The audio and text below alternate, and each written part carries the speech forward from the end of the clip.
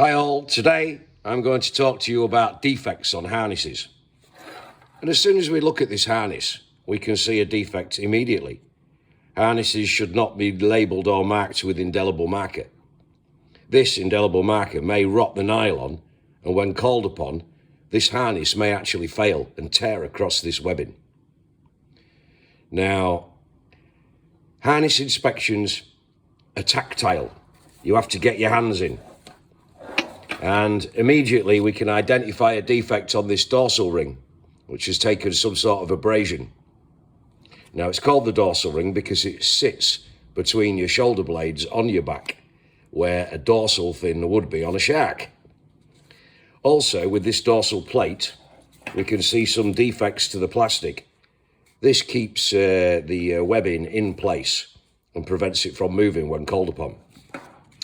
In addition to this, we can see a defect in the actual webbing itself. Now, the maximum defect for the webbing is 1 millimetre. This is about 5 millimetres and may run through the nylon webbing if called upon.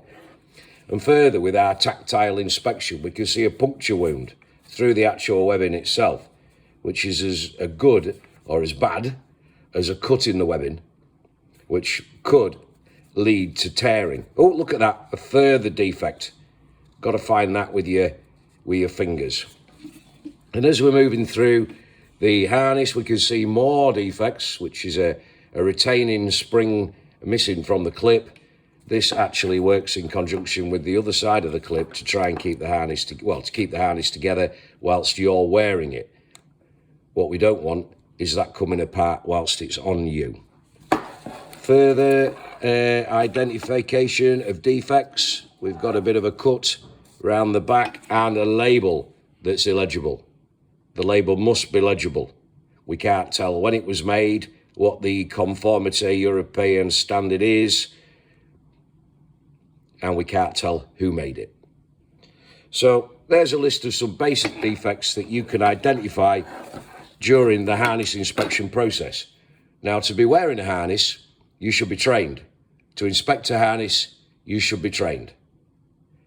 The National Plant Operators Registration Scheme and Portal Safety offer a half-day training class for people to be able to maintain, inspect, and use and store their harnesses correctly. Get in touch on the details below. Thank you very much for listening.